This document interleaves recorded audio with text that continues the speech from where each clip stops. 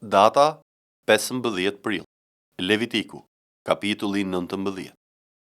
Dhe Zoti I foli Mojsiut, duke I thënë: Foli tërë asamblesë së bijve të Izraelit dhe u thuaj atyre: Jini të shenjtë sepse unë, Zoti, Perëndia juaj, jam I shenjtë.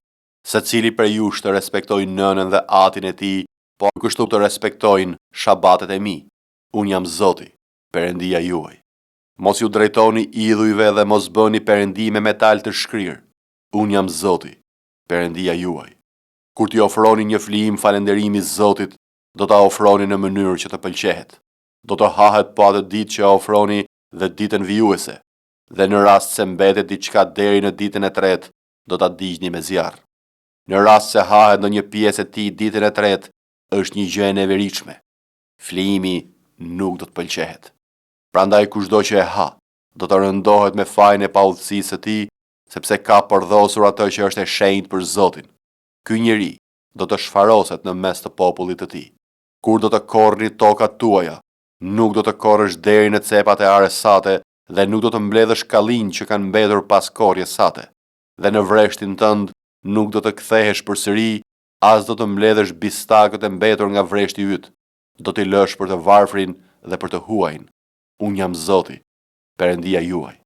Mos vjedhni, mos gënjeni dhe mos mashtroni njëri tjetrin. Mos bëni betim të rrem në emrin tim, mos përdhosni emrin e Perëndisë tuaj. Unë jam Zoti. Mos mundo fqinjin tënd dhe mos e vjedh. Më ditjen e punëtorit mos e mbajt e ti deri në mëngjesin vijues. Mos mallko të shurdhrin dhe mos vër asnjë pengesë para të verbrit, por ki frikë nga Perëndia yt. Unë jam Zoti. Mos bëj padrejtësi gjatë gjykimit. Mos u tregoj I anshëm me të varfrin dhe mos ndero personat e fuqishëm, por gjykoje të afërmin tënd me drejtësi. Mos shkoje të sillesh duke shpifur nëpër popullin tënd, as mos mbaj qëndrim kundër jetës së të afërmit tënd. Unë jam Zoti. Mos u rre vëllain tënd në zemrën tënde. Shërto gjithashtu fqinjin tënd, por mos u ngarko me asnjë mëkat për shkak të tij. Mos u hakmerr dhe mos mbaj mëri kundër bijve të popullit tënd, por duaje të afërmin tënd si veten tënde. Unë jam Zoti. Respektoni statutet e mia. Mos bashko kafshë të llojeve të ndryshme. Mos mbill aren tënde me lloje të ndryshme farërash. Mos vish asnjë palë rroba të endura me materiale të ndryshme. Në qoftë se dikush ka marrëdhënie seksuale me një grua që është skllave e premtuar një njeriu, por që nuk është shpenguar dhe nuk ka fituar lirinë, do të dënohen që të dy, por nuk do të dënohen me vdekje, sepse ajo nuk ishte e lirë.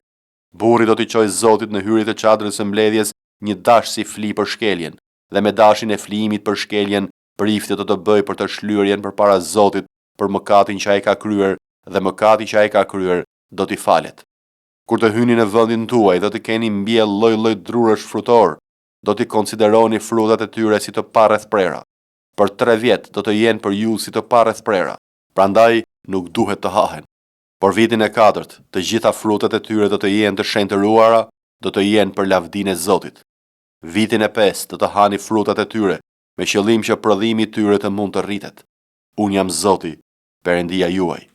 Nuk do të hani asgjë që përmban gjak, nuk do të zbatoni asnjë lloj shërtarie ose magjie, nuk do t'i prisni rrumbullak flokët anëve të kokës, as do të shkurtosh fundin e mjekrës sate.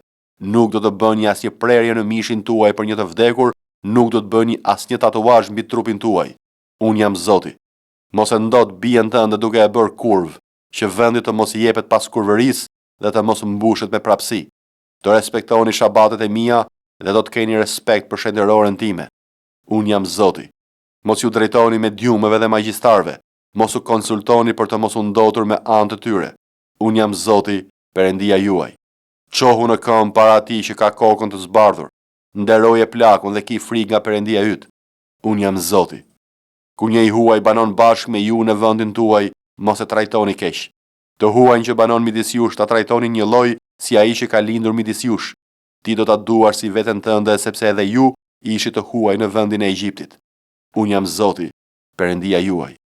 Nuk do të bëni padrejtësi në gjykime, për sa u përket masave të gjatësisë, të peshës dhe të kapacitetit. Do të keni peshore të sakta, pesha të sakta, efa të sakta, hin të sakt. Unë jam Zoti, Perëndia juaj, që ju nxori nga vendi I Egjiptit. Do të respektoni pra të gjitha statutet dhe dekretet e mia dhe do t'i vini në zbatim. Unë jam Zoti. Psalmi 23. Zoti është bariu im, asgjë nuk do të më mungoj. Ai më çon në kullota me barë të njom, më prind tek ujërat e qeta. Ai më përtërin shpirtin, më prind në përshtigjet e drejtësisë për hir të emrit të tij. Edhe sikur të ecja në luginën e hijes së vdekjes, nuk do të kisha frikë nga asnjë e keqe, sepse ti je me mua. Shkopi yt dhe thupra jote janë ato që më japin zemër. Ti shtron para meje tryezën në prani të armiqve të mi. Ti vajos kokën time me vaj, kupa ime po derdhet. Me siguri, pasuri dhe mirësi do të më shoqërojnë në gjithë ditët e jetës sime, dhe unë do të banoj në shtëpinë e Zotit ditë të gjata. Psalmi 24. Zotit i përket toka dhe të gjitha gjëra që janë në të, bota dhe banorët e saj, sepse ai e ka themeluar mbi detet dhe e ka vendosur mbi lumejt. Kush do t'i ngjitet malit të Zotit? Kush do të qëndrojë në vendin e tij të shenjtë? Njeriu i pafajshëm nga duart dhe i pastër nga zemra, që nuk e ngre shpirtin për të dukur dhe nuk betohet në mënyrë të rreme. Ai do të marrë bekimet e Zotit dhe drejtësi nga Perëndia i shpëtimit të tij. I tillë është brezi i atyre që e kërkojnë, që kërkojnë fytyrën tënde, o Perëndi i Jakobit. O ju porta, çoni kokat tuaja, dhe ju portat përjetshme, hapuni krejt dhe mbreti i lavdis do të hyjë. Kush është ky mbreti i lavdis? Është Zoti i fortë dhe i fuqishëm, Zoti i fortë në betejë. O porta, çoni kokat tuaja, hapuni krejt o portat përjetshme dhe mbreti i lavdis do të hyjë. Kush është ky mbreti i lavdis? Është Zoti i ushtrive, ai është mbreti i lavdis. Libri i Predikuesit, kapitulli 2. Unë thash në zemrën time, eja tani, dua të të vë në provë me gëzimin, dhe ti do të gëzosh ëndjen. Por ja, edhe kjo është kotësi. Për të qeshurit kam thënë, është një marrëzi, dhe për gëzimin, kujt i shërben? Kërkova në zemrën time si ta kënaq trupin tim me verë, duke e nxitur njëkohësisht zemrën time drejt diturisë dhe t'i qepet marrëzisë, derisa të shoh cila është e mira që bijtë e njerëzve do të duhej të bënin në qiell tërë ditët e jetës së tyre. Kështu kreva punime të mëdha për vete, ndërtova shtëpi, mbolla vreshta, bëra kopshte dhe parqe, duke mbjell drur frytor të çdo lloji, ndërtova pellgje për ujin, me të cilat të mund të ujis pyllin që të rriten druret, bleva shërbëtor dhe shërbëtore, dhe u bëra me shërbëtor që linden në shtëpi. Pata pasuri të mëdha në kope me bagti të trashë dhe të imët, më tepër se ata që kishin qenë para meje në Jeruzalem. Grumbullova për vete edhe argjend, arë dhe pasuritë e mbretërve dhe të krahinave, gjeta këngëtar dhe këngëtare, kënaqësitë e bijve të njerëzve dhe vegla muzikore të çdo lloji. Kështu u bëra i madh dhe u begatova më tepër se ata që kishin qenë para meje në Jeruzalem. Edhe dituria më mbeti mua. Tërë ato që sytë e mi dëshironin, nuk u amohova atyre, nuk i refuzova zemrës sime asnjë qef, sepse zemra ime kënaqej me çdo punë timen, dhe ky ka qenë shpërblimi për çdo punë të bërë nga unë. Pastaj u ktheva të shikoj tërë veprat që kishin bërë duart e mia dhe mundin tim për t'i kryer, dhe ja, të gjitha ishin kotësi dhe një kërkim për të kapur erën. Nuk kishte asnjë përfitim në ndjell. Atëherë u ktheha të rrah me mend diturin, marrëzin dhe budallallëkun. Çfarë do të bëjë njeriu që do të zër vendin e mbretit në mos atë që është bërë? Pastaj kuptova që dituria ka një epërsi mbi budallallëkun, ashtu si drita ka një epërsi mbi errësirën.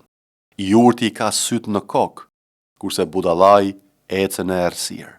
Por kuptova gjithashtu që të dyve u është rezervuar i njëjti fat. Kështu thash në zemrën time, po ai fat që i takon budallait, më takon edhe mua. Ç'përfitim ke se ke qenë me jurt? Prandaj thash në zemrën time, edhe kjo është kotësi.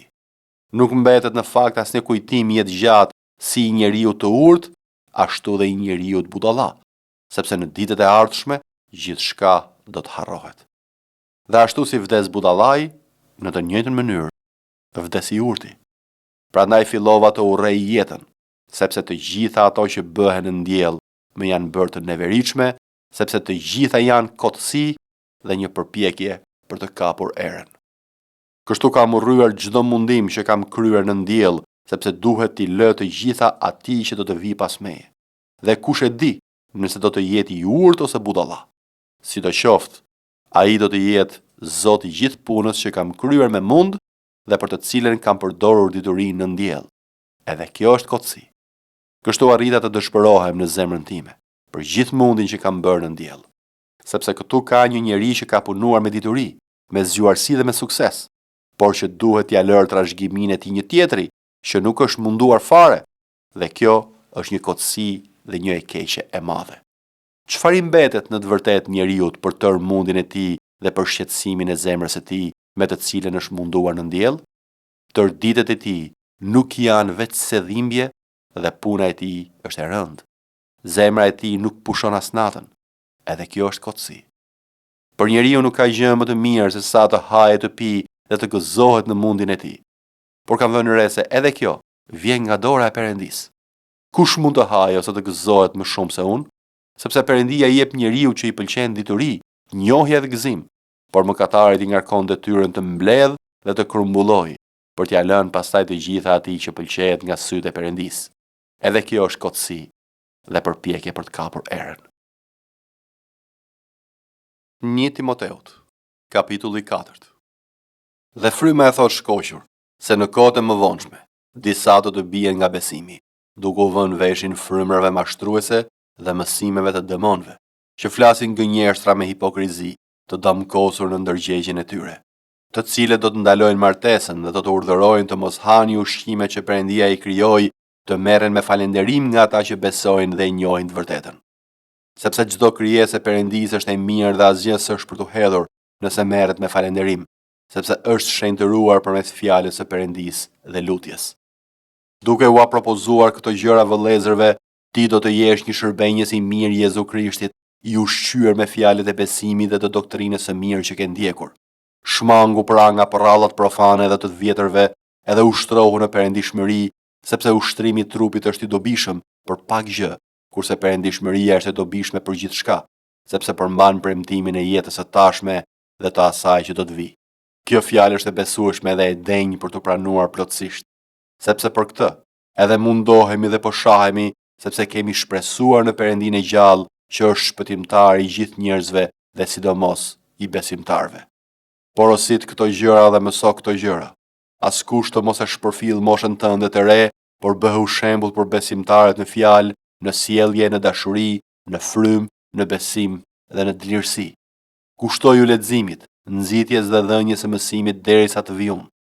Mos e lër pas dore dhuntin që është në ty, e cila të është dhënë me anë profecie, me vënien e duarve nga pleqësia. Kujdesu për këto gjëra dhe qëndro në to, që përparimi yt të jetë i dukshëm për të gjithë. Ruaj veten tënde dhe doktrinën tënde. Qëndro në këto gjëra, sepse duke vepruar kështu, do të shpëtosh veten dhe ata që të dëgjojnë.